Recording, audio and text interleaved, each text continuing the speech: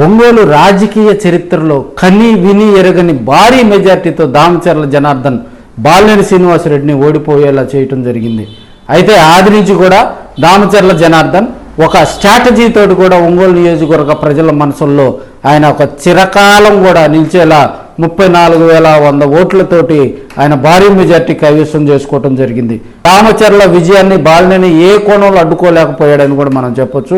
ఇంతవరకు 34,000 ఓట్ల మెజార్టీతో గతంలో ఎవరన్నా గెలిచారా మనకైతే తెలియదు. కానీ ఇప్పుడున్న పరిస్థితుల్లో గత 4-5 దఫాలుగా జరిగిన ఎన్నికల్లో కూడా ఇంత భారీ మెజార్టీతో కూడా ఎవరు గెలవలేదని మనం స్పష్టంగా చెప్పుకోవచ్చు.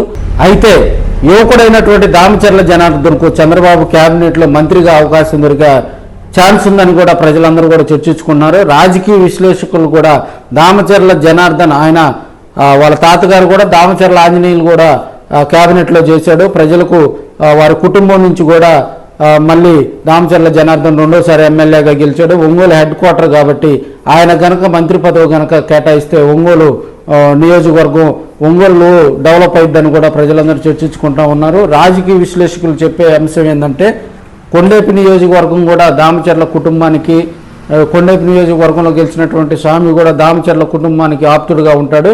అయితే వీరిద్దరిలో ఒకరికి మంత్రి పదవి మాత్రం ఖచ్చితంగా వచ్చే అవకాశాలు ఉన్నాయి.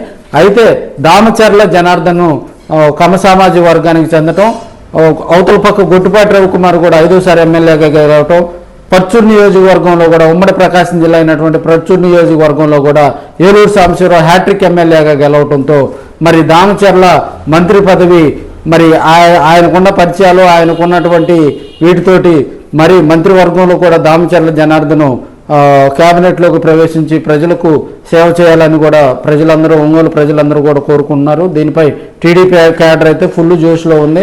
జనార్దన్ విజయాన్ని మాత్రం వాళ్ళు ఆస్వాదిస్తూ ఉన్నారు. సమతానగర్ గొడవ జరిగినప్పటి నుంచి కూడా దామచర్ల జనార్దన్ తెగువ చూపించి అక్కడ వాళ్ళకు అండగా ఉండటం కానీ, టీడీపీ క్యాడర్ని ఎన్ని ఇబ్బందులకు గురి చేసినా కూడా వాళ్ళని కాపాడుకోవటంలో కానీ, బాలినేని ప్రెస్ మీట్లో దామచర్ల మీద విమర్శలు చేసినప్పటికీ కూడా తెలుగుదేశం పార్టీలో ఆయన వెంటనే స్పందించి వారికి కౌంటర్ ఇవ్వటంలో కానీ ఆయన సక్సెస్ అయ్యారు. ఎందుకంటే ఆయన ఒంగోలు రూరల్ మండలం ఎప్పుడు కూడా తెలుగుదేశం పార్టీకి మెజార్టీ వచ్చేటువంటి సందర్భాలు మనం చూసాం. అయితే ఒంగోలు రూరల్ మండలంతో పాటు దాదాపుగా 19 రౌండ్లో కూడా దామచర్ల జనార్దన్కి కన్ని విని ఎరుగని రీతిలో కూడా ఆయనకి మెజార్టీ వచ్చినటువంటి సందర్భాలు చూసాం. అందరూ కూడా కొత్తపట్నం మండలంలో కొంత వైసీపీకి కలిసి వస్తుంది, టౌన్లో కూడా కొన్ని ఏరియాల్లో కూడా వైసీపీకి కొంత మెజార్టీ వస్తుంది అన్నారు.